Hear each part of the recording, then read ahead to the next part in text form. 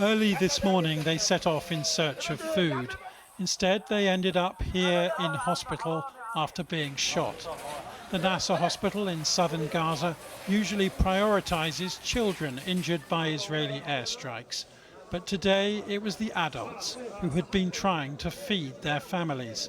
And two British volunteer doctors described what they saw. What we do know is that 28 people have been brought here to Nasser dead.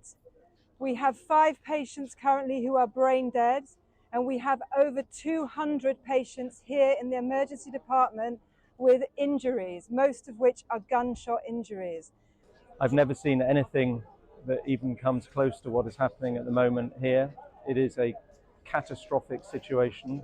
There's been absolutely no let up. There is constant bombardment. This morning we've had yet another mass casualty situation. This is where the attack apparently happened.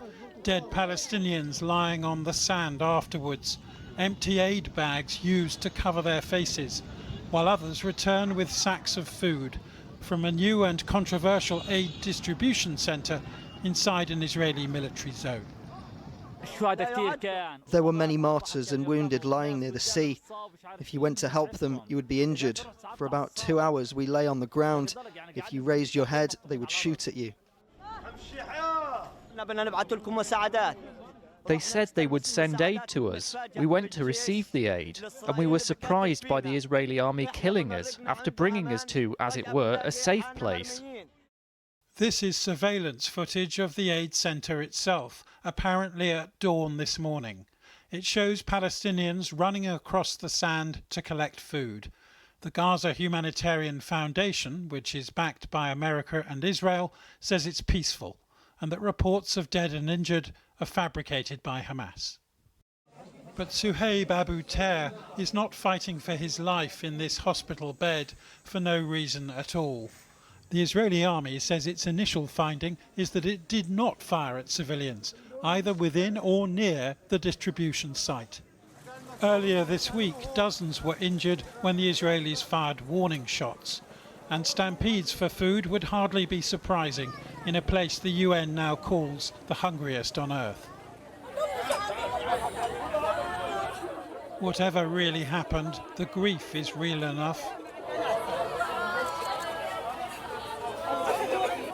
And so are the body bags.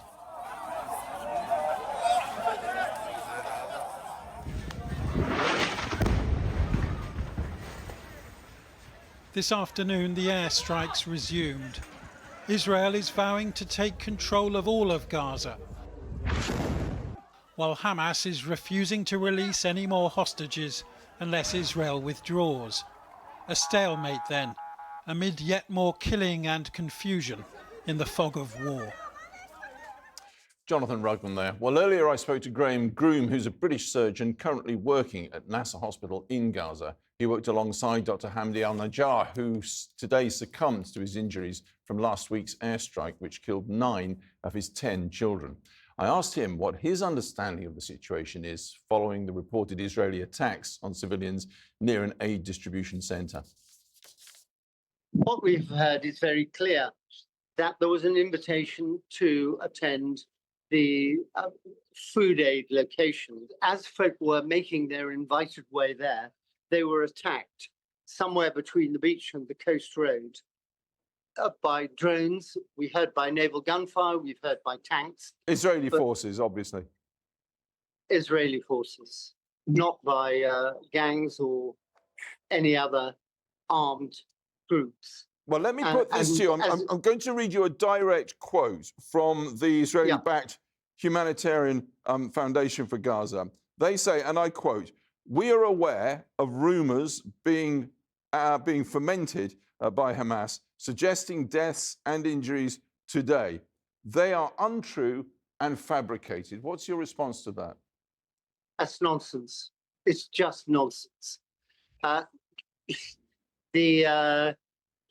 If they really believe that, they should come and look at our emergency department. It was full of wounded, the dead were deflected, and most of them were injured by gunshots. It is complete nonsense to say that nothing happened. happened this morning. And that's a crucial point because it tells us something about the nature of the attack, that the majority of injuries presented to you this morning and your team were gunshot injuries rather than blast shrapnel injuries. Correct. What does that tell us? Well, it tells me that they were aimed. They were aimed and they were deliberate. If there was naval gunfire or tank fire, then there would have been additional fragment injuries. Now, the wider situation is that some aid is getting in from various organisations, not just the Israeli-backed Gaza Humanitarian Foundation.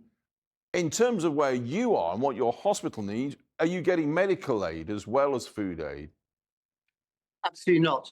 We've seen no food aid, no medical aid, no aid at all. In fact, we received warnings that if we were to come again, we should not bring anything with us. We hear stories that aid may be coming in.